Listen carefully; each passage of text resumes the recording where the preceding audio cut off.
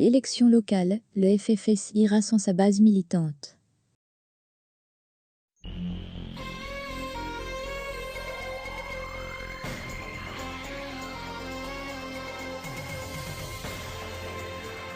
Le direction de FFS a choisi de participer aux élections locales prévues pour le 27 novembre prochain.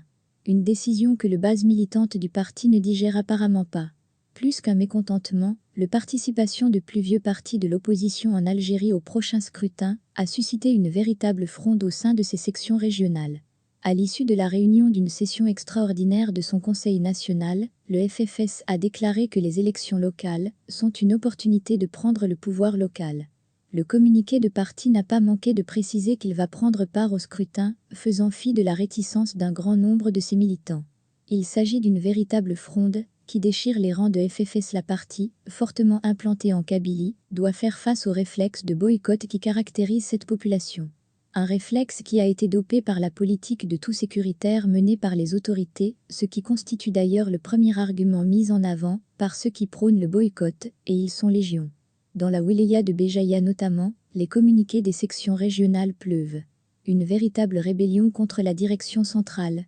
Un énième déchirement au sein de FFS. Les derniers en date sont les militants de la section FFS d'Amizour. Dans un communiqué paru avant-hier, ils affirment que la révolution populaire en cours depuis février 2019 a modifié fondamentalement la situation politique du pays et que de ce fait, ils estiment que la participation aux élections locales prochaines n'est ni opportune ni utile. Les militants d'Amizour ne sont pas les seuls à se rebeller. Le front a été mené par la section d'Aoka.